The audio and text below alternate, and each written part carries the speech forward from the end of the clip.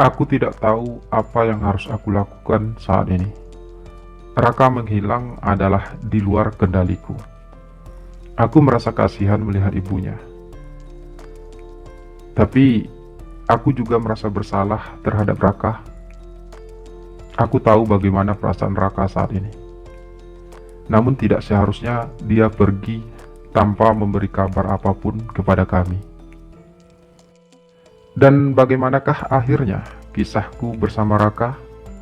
Mungkinkah aku bisa bertemu kembali bersama Raka, atau justru aku akan kehilangan dia selamanya? Simak bagian terakhir dari cerita kisahku bersama sang anak tiriku yang tampan. Namun sebelumnya, seperti biasa, bagi yang baru mampir, jangan lupa untuk subscribe channel ini dan klik tanda lonceng untuk menyaksikan video-video menarik lainnya di channel ini. Terima kasih banyak saya ucapkan kepada seluruh subscriber setia saya. Terima kasih atas kesetiaannya. Terima kasih atas segala dukungan, saran, masukan, dan motivasinya selama ini. Terkhusus buat pelanggan channel ini, terima kasih banyak sudah berlangganan. Semoga silaturahmi di antara kita kian terjalin dengan erat.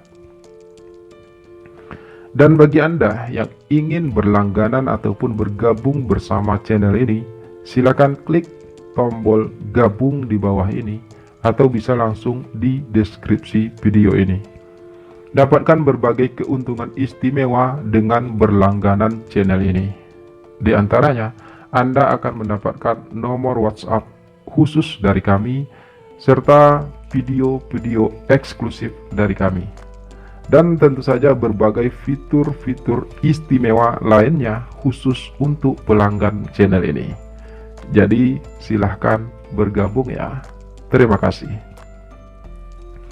Selamat menikmati dan semoga terhibur. Salam sayang untuk kalian semua.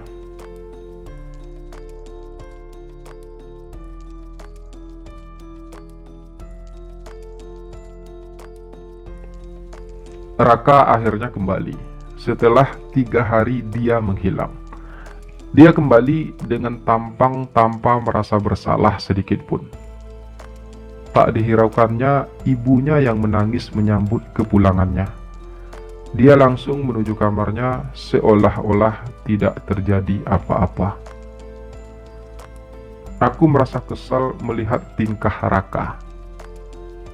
Meskipun aku sangat mencintainya, tidak seharusnya Raka bersikap seperti itu. Dia seharusnya jauh lebih dewasa. Tapi Raka tidak sepenuhnya salah dalam hal tersebut.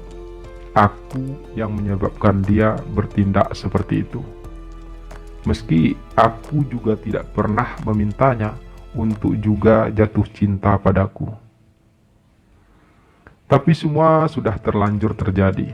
Kami sudah terlanjur saling jatuh cinta, dan bahkan sudah terlanjur melakukan hubungan yang seharusnya tidak kami lakukan. Sebagai ayah tirinya, aku seharusnya lebih bisa menahan diri, menahan perasaanku. Tapi Raka terlalu mempesona di mataku. Aku tidak bisa begitu saja menolak pesonanya. Aku tidak bisa begitu saja mengabaikannya. Dan apalagi setelah aku tahu kalau dia juga menyukaiku. Aku semakin punya kekuatan untuk bisa mendapatkannya. Namun pilihan yang diberikan Raka sungguh teramat sulit untuk aku pilih. Aku tak mungkin menceraikan istriku yang juga merupakan ibu kandung Raka hanya demi untuk bisa bersama Raka. Tapi Raka tidak ingin menjalin hubungan apapun denganku jika aku masih berstatus suami ibunya. Dan hal itu membuat aku semakin bingung. Aku memang sangat mencintai Raka, tapi aku juga sadar, meskipun kami saling cinta, kami tidak mungkin bisa bersama secara utuh.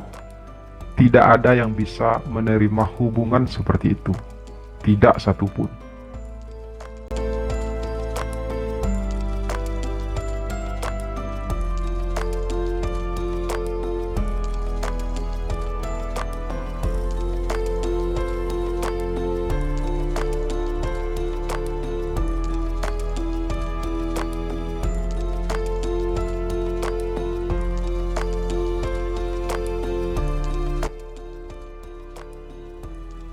Aku mencintai Om Darwis, tapi aku tidak ingin menyakiti perasaan siapapun. Lirih suara Raka berucap, "Kamu tidak menyakiti perasaan siapapun dengan mencintaiku, Raka." Balasku pelan. Saat itu kami ngobrol berdua di kamar Raka. Tapi jika kita tetap nekat melanjutkan hubungan kita, bisa saja hubungan terlarang kita akan diketahui oleh ibu, dan itu jelas akan sangat melukai perasaannya. Aku tidak ingin hal itu terjadi. Balas Raka masih dengan suara lirih. Jadi kamu maunya gimana, Raka? Tanyaku ingin tahu. Aku ingin Om Darwis tetap menjadi suami ibuku. Aku ingin Om Darwis belajar untuk mencintainya. Aku ingin Om Darwis belajar untuk melupakanku. Aku juga akan belajar untuk melupakan Om Darwis. Jelas Raka. Dan satu hal lagi, ini yang paling penting. Aku ingin Om Darwis berhenti berpetualang di dunia gay. Aku ingin Om Darwis tidak lagi melirik laki-laki lain di luar sana. Om harus benar-benar bisa mencintai ibuku. Apalagi saat ini ibu sedang mengandung anak Om Darwis. Lanjut Raka lagi. Lalu bagaimana dengan kamu sendiri, Raka?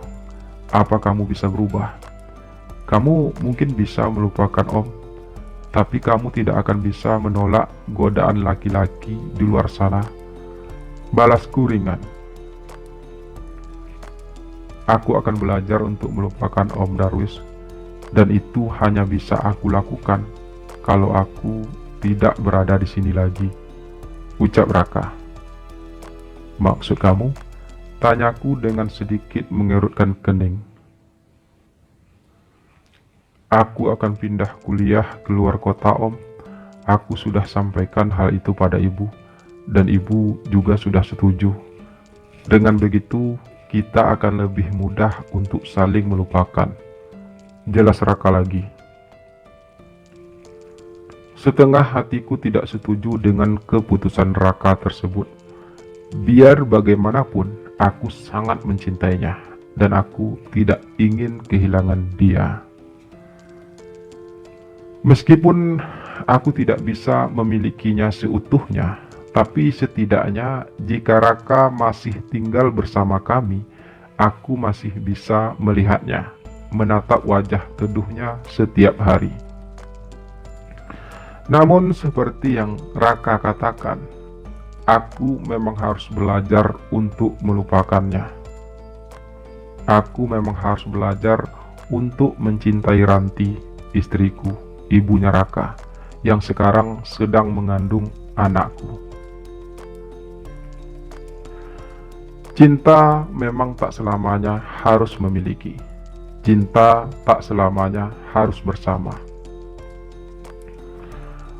Mungkin cintaku kepada Raka memang sangat besar, tapi resiko yang harus kami tanggung jika kami tetap nekat untuk bersama rasanya terlalu besar.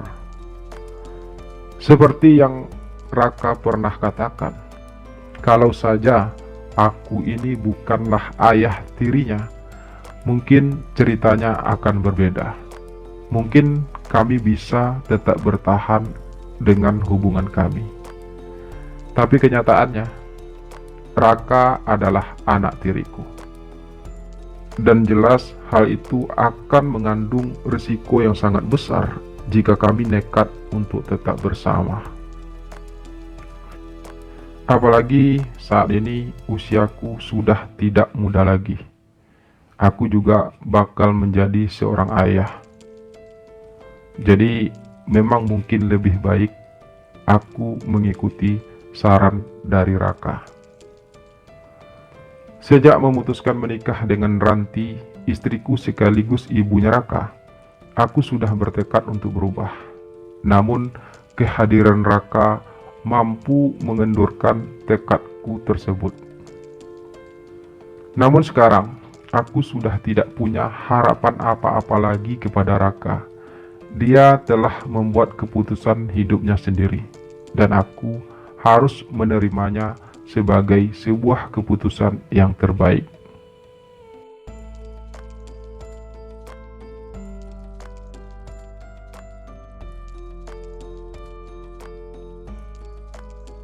Raka akhirnya pergi, benar-benar pergi, dan aku merasa sangat kehilangan. Hidupku terasa hampa, aku jadi kehilangan semangat. Namun demi janjiku kepada Raka untuk membahagiakan ibunya, aku harus tetap bertahan. Aku berusaha belajar untuk mencintai istriku. Aku berusaha untuk menjadi suami yang baik baginya. Sampai akhirnya, istriku pun melahirkan anak pertamaku, yang membuatku merasa sangat bahagia. Aku kembali punya semangat lagi. Aku seakan menemukan tujuan dalam hidupku. Ya, sekarang aku telah menjadi seorang ayah, dan hal itu merupakan suatu kebanggaan bagiku. Raka masih sering pulang ke rumah, terutama saat musim liburan. Tapi hubungan kami hanya sebatas antara seorang anak dengan ayah tirinya. Aku maupun Raka sepertinya sudah berhasil menghapus segala perasaan cinta kami. Rasa itu tidak lagi ada. Rasa itu telah punah bersama jarak dan waktu. Kini hari-hariku lebih aku fokuskan kepada pekerjaanku dan juga kepada istri dan anakku. Aku tidak lagi memikirkan sosok laki-laki dalam hidupku. Aku tidak ingin memikirkannya. Meski jujur saja, perasaan itu kadang datang, tapi aku selalu berusaha untuk menepisnya. Aku tidak ingin terjerumus lagi dalam rasa yang tidak akan pernah berujung. Aku tidak ingin terjerumus lagi dengan perasaan yang hanya akan menyiksaku pada akhirnya. Aku harus bisa berhenti. Aku harus benar-benar berubah. Setidaknya demi Raka, demi ibunya, dan juga demi anakku. Demikian kisahku bersama sang anak tiriku yang tampan. Terima kasih sudah menyimak kisah ini dari awal sampai akhir. Semoga cerita sederhana ini bisa memberikan hiburan tersendiri bagi kalian, dan semoga ada hikmah yang bisa diambil dari cerita ini. Sekali lagi terima kasih. Sampai jumpa lagi di video-video berikutnya. Salam sayang untuk kalian semua. Muah.